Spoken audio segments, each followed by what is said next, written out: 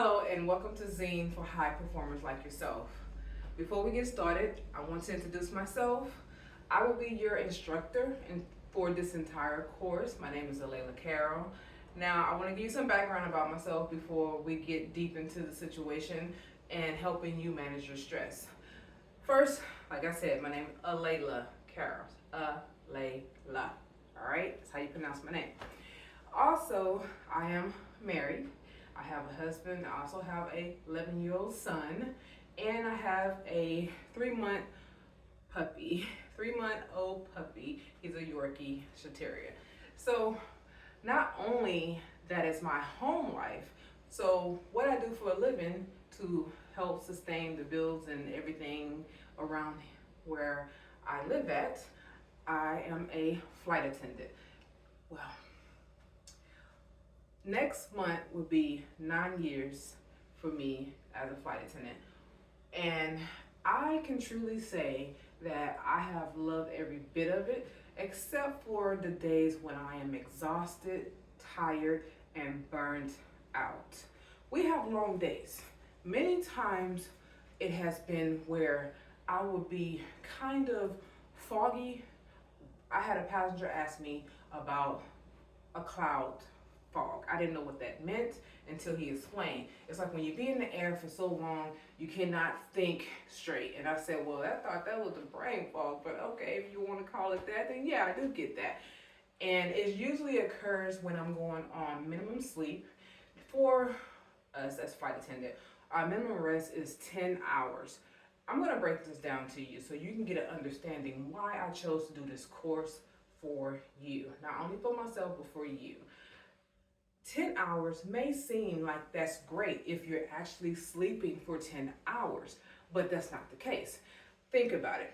From the time that we open up the cockpit door, not the cockpit, the main cabin door, that's when the time stops. So that's when the time starts for our minimum rest.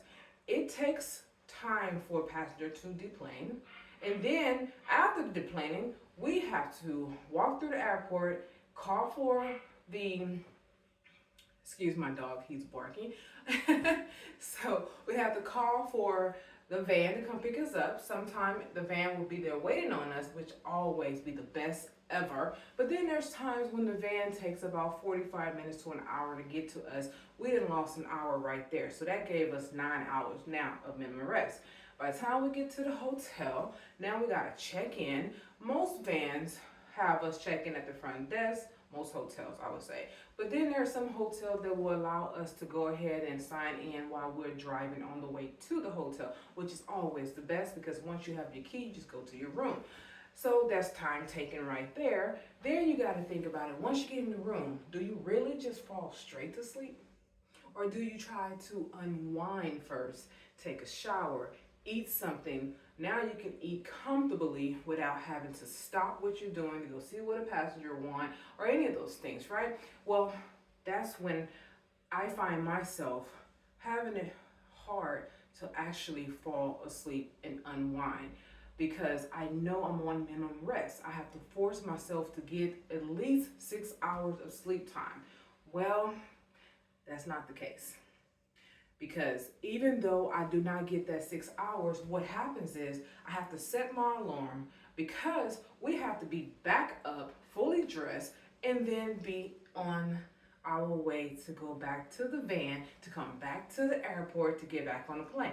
We all know how hectic it is to get in the airport and to get through security and to get to your gate. You just took away another hour and a half from us. So if you really think about it, our minimum time is not 10 hours. It's more like 6. Right? So think about doing that for 9 years. Imagine how burned out you could be. Now you understand why this course is important. So this is not only what I do. I started a company, and the company is called Imaging Coaching, Your Stress Management, as you can see. Imaging Coaching, Stress Management. Okay? So, what I do, I help individuals like yourself manage your stress levels. I am an advocate of getting the proper sleep. Come on now, because you gotta be able to function. But I'm also the advocate of helping you with any type of stress that you're dealing with. I'm also a survivor of domestic violence. I was married to a man who was a narcissist and very abusive in many ways. So I overcame that. And I overcame because I had to.